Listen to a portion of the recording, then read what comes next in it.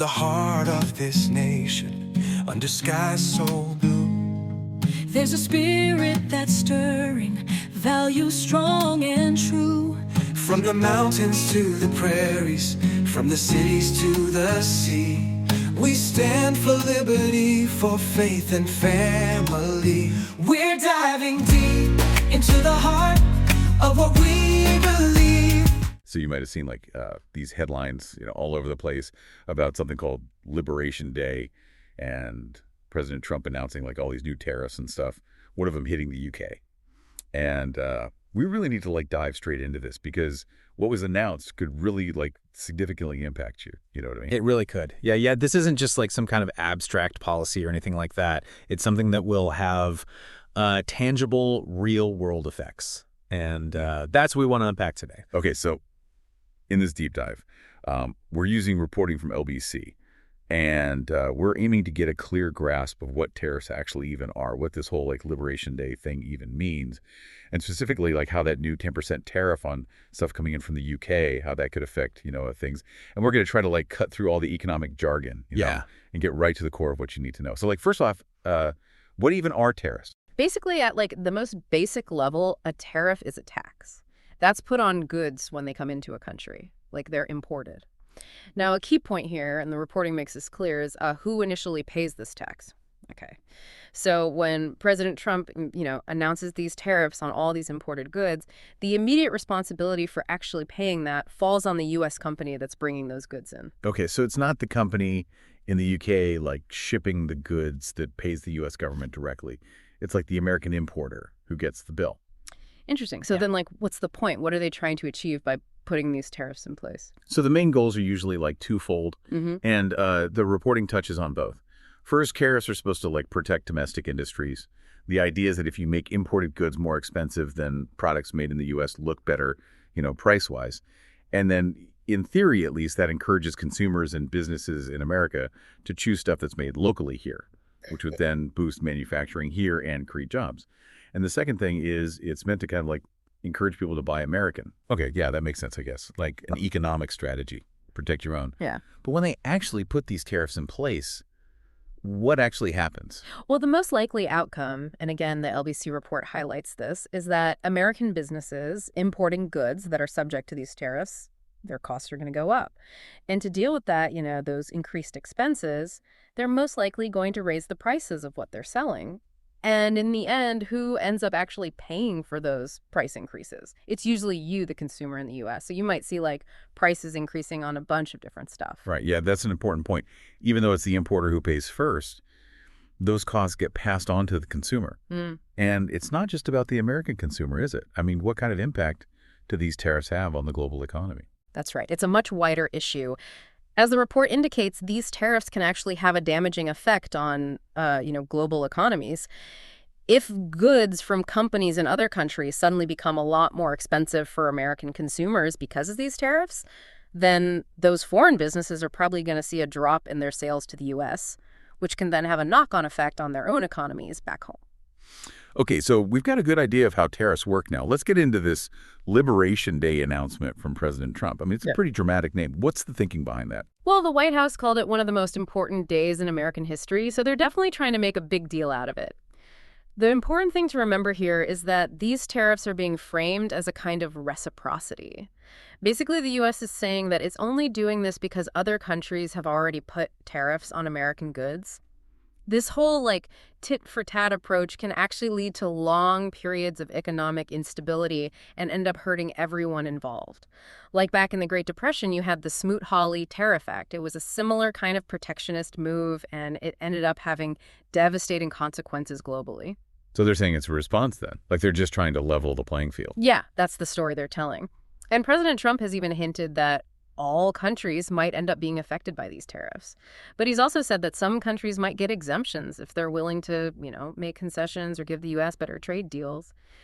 These concessions could involve things like lowering their own tariffs on U.S. goods, or agreeing to different regulations or intellectual property protections that the U.S. wants. Interesting. So it's not like they're applying these tariffs to every country automatically, but it's a pretty broad warning with the possibility of making individual deals. Now, the LBC report goes into detail about some of the specific tariffs that were announced on Wednesday, April 2nd, 2025.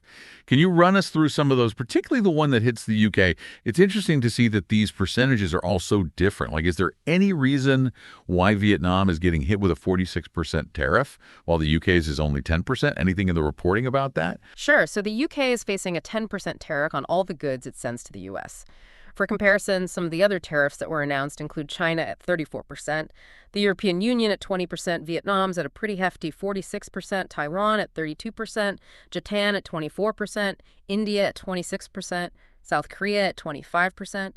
Thailand at 36%, Switzerland at 31%, Indonesia at 32%, Malaysia at 24%, and Cambodia at 39%.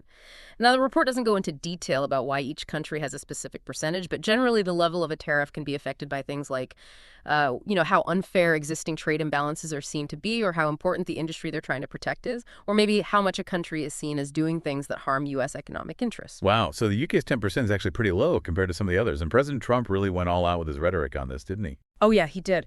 Speaking from the White House, he said that he was going to be signing a historic executive order to put in place reciprocal tariffs on countries all over the world. And he went on to say, and this is a direct quote, "2 April 2025 will forever be remembered as the day American industry was reborn, the day America's destiny was reclaimed, and the day that we began to make America wealthy again." Yeah, pretty strong stuff. Definitely leaning into the nationalism there. Liberation Day and this whole reborn American industry thing is definitely attention-grabbing. Now, let's focus specifically on the UK and that 10% tariff. Yeah. Even though it's lower than some of the others, the report says it could still have a huge impact on the UK economy. Why is that? Well, even a small percentage, like 10%, can still make goods a lot more expensive. So for businesses in the UK that export stuff to the US, this extra cost might make their products less competitive in the American market. They might have to absorb some of that cost themselves, which would cut into their profits. Or they might have to raise their prices for American consumers, which could lead to them selling less. And because there's so much trade between the UK and the US every year, even a 10% tariff on all UK imports can really add up to a big financial burden on those UK businesses. And from what I'm seeing in the report, it looks like the UK government and the opposition are taking this pretty seriously.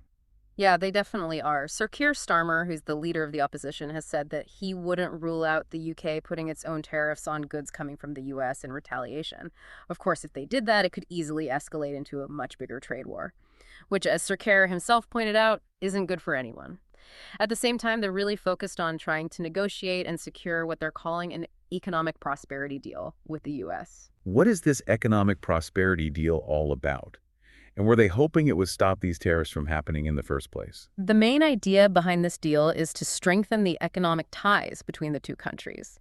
The reporting suggests that it might include things like tax breaks for big U.S. tech companies that operate in the UK and getting rid of the tariffs that are already in place on American meat imports to the UK. Now, they've been talking about this potential deal for a while, but obviously it didn't stop President Trump from going ahead with these tariffs. But they're hoping that because these negotiations are still going on, it might give them a way to maybe get these new tariffs rolled back in the future. The Prime Minister also spoke about this during Prime Minister's questions. He said that the UK is preparing for all eventualities, and they're not ruling anything out when it comes to how they might respond. Sounds like they're keeping their options open. Absolutely. And Sir Keir Starmer basically said the same thing. He stressed how important it is to be calm and pragmatic and highlighted how they're still working towards getting that bigger economic prosperity deal with the U.S. and that they're talking to industries and sectors that are likely to be affected by these tariffs. His statement that a trade war wouldn't be good for anyone really underlines how tricky the situation is and how easily it could escalate. Aside from those official statements, though, how did the financial markets in the UK react to this news? They're usually a pretty good indicator of how people are feeling about the economy. Yeah, that's a good point. The report does mention that the UK's FTSE 100 fell slightly in anticipation of President Trump's announcement. That kind of knee-jerk reaction from the market usually reflects the uncertainty and the potential for negative economic fallout that tariffs can create. Investors don't like uncertainty, and tariffs tend to make people worry about less trade, higher costs, and how corporate earnings might be affected. Right. The report also zooms in on a particular sector that's already dealing with a pretty big tariff: the car industry. What's the current situation there? Well, the UK's car industry already has to deal with a 25% tariff on vehicles that are exported to the US. And it's estimated that this existing tariff could put something like 25,000 jobs in the UK at risk. Now, the new 10% tariff applies to all other UK imports, so the direct impact on the car industry might not be as bad proportionally because they're already being hit pretty hard. But it still adds to the overall cost of doing business and could make demand even weaker. Now, the Chancellor Rachel Reeves has a slightly different take on what the biggest economic threat to the UK is. What's her analysis? Well, Chancellor Reeves says that even if the UK manages to secure that economic deal with the US and get those UK-specific tariffs lifted, the British economy would still be facing some pretty big challenges because of all the other tariffs that have been put in place globally. She thinks the main negative impact will come from reduced demand in other countries and higher inflation around the world because of all these tariffs. She's really emphasizing that it's important to have free and fair trade agreements in general, not just a specific deal with the US if they want to keep the economy stable. So even if they get a special deal that protects the UK's trade with the US, the wider economic consequences could still be pretty bad. And there's also Lord Alan Sugar, who's been pretty outspoken about this. Yeah. Lord Sugar didn't mince his words. He called these tariffs a disaster for both the UK and the US economies. He said that he doesn't think President Trump thought them through properly. He basically thinks that President Trump didn't really consider the potential negative consequences, despite all the optimistic things he was saying. He even said that he doubts they'll be able to negotiate successfully with President Trump because he's not an easy man and very set in his ways. Okay, so just to wrap up what we've talked about, tariffs are basically taxes on imported goods that are initially paid by the importer, but they usually lead to higher prices for consumers. President Trump's Liberation Day saw a whole bunch of these tariffs announced around the world, with the UK getting hit with a new 10% tax on everything it sends to the US. We don't know for sure what the impact on the UK economy will be, but it's possible the UK might retaliate with its own tariffs, and they're still trying to negotiate a wider trade deal with the US. That's a really clear summary of everything we've covered. Hopefully this deep dive has helped you, our listener, to get a better understanding of these complicated economic issues and what they might mean for you without getting bogged down in all the technical terms.